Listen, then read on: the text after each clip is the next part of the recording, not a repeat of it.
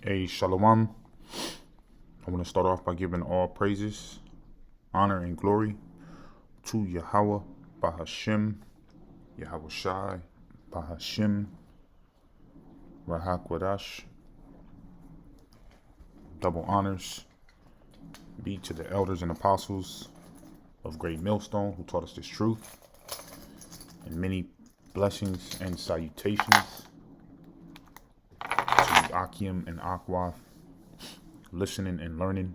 This testimony of Yahweh Bahashem, Yahweh Shai. I just want to kind of go into this, comfort that's about to be taken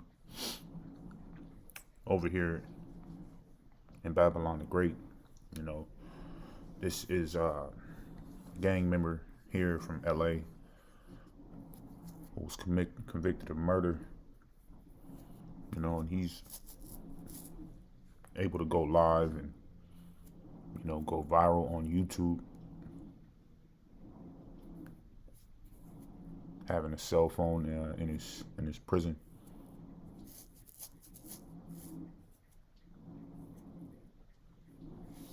cell. This for a lot of you goons, you goblins, you wicked niggas, that are incarcerated. A lot of you are not seeking Yahweh Bashim Yahweh Shai, even in jail. You still a nigga. You still focused on gang banging. Hey, the Lord is causing Esau Edom, which is a sword, to make treaties with these other nations. And I'm going to go into how Esau is about to, start passing these laws and decrees that's going to make it possible for, the worst criminals in America to go to those prisons in El Salvador. And those prisons over there are rough, man. And we'll get a little clip of it, but look at how comfortable, Babylon, even has these inmates. Man, what's going on, man? You already know who's going crazy again. Got his snacks. Got his bed. And there's levels. Indeed, there's levels to hell. That president over there in El Salvador is making it clear he's trying to get in his bag. Secretary of State Marco Rubio's whirlwind tour of Latin America. A potentially unprecedented offer from the president of El Salvador. He has agreed to accept for deportation any illegal alien in the United States who is a criminal from any nationality, be they MS-13 or Tren de Aragua, and house them in his jails. President Nayib Bukele revealing more in a post on X, offering the U.S., quote, the opportunity to outsource part of its prison system in exchange for a fee. And it's not just for people who are in the U.S. illegally. He has offered to house in his jails dangerous American criminals in custody in our country, including those of U.S. citizenship and legal residence. No country's ever made an offer of friendship such as this. But that offer, especially to take U.S. citizens, raising major concerns. It's a non-starter to talk about deporting U.S. citizens. It's point blank unlawful. Unless now it's going to be possible for this to happen in this administration, especially with Trump and DJ Trump and rulership. These things are going to be able to get passed, and this is important that we speak on this, because this is coming down the pipe. Place. They have to follow the very strict requirements Congress has laid out, which means an agreement between the U.S. and El Salvador, but also an absolute guarantee that those individuals will be safe in El Salvador from danger, persecution, and torture. Rubio today acknowledging it's unclear if such an action would be legal. Obviously, we'll have to study it on our end. And these devils study, like the scripture said, they study day, they grope at night, right? And their focus is to, come down on the tribes. And Jacob's trouble literally is at our doorstep, man. The Lord is about to even apply more pressure by using Esau, Edom. Okay, these gangbangers, Crips, Bloods, GDs, Vice Lords, are not used to, the way that they are treated over there in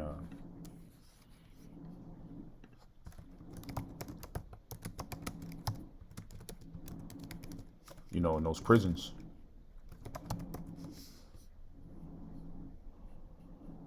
Let's see if I can get a quick video. These prisons here in America, you'd have some rough ones, some solitary confinements. Big ideas. The whole. Don't come easy. But nowhere near the level, one, what this devil got. Secretary of State Marco Rubio's whirlwind tour of Latin America. Salaki, that's nowhere near the level of hell that they're going through over there in El Salvador, man.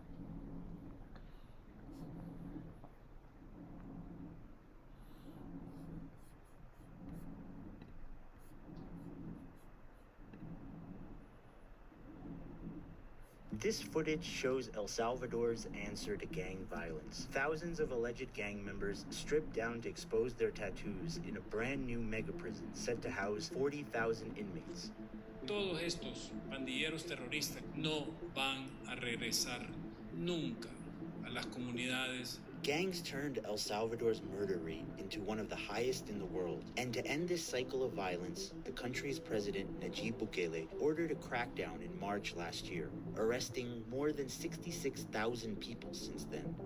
Communities say the streets are safer, but rights groups and some residents argue that this change has come at a high price, that innocent men and women and even minors have been rounded up and held indefinitely without access to lawyers. I'm here in El Salvador to gauge the impact of this effort, what it means for families and communities, and for a Central American country that has been gripped by gang violence for decades, stoking both poverty and migration towards the U.S. In El Salvador, a country 100.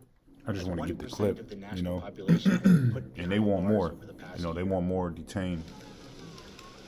As a result of the crackdown, gang members are no longer prevalent in communities. Small business. That's why we telling you, tribes to get right. All right, it's only going to be for your betterment. The Lord is going to give you wisdom.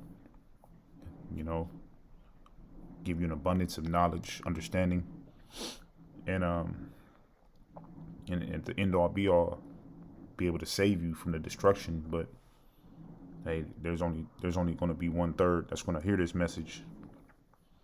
And this is what Ezra spoke about. These times that we're about to approach.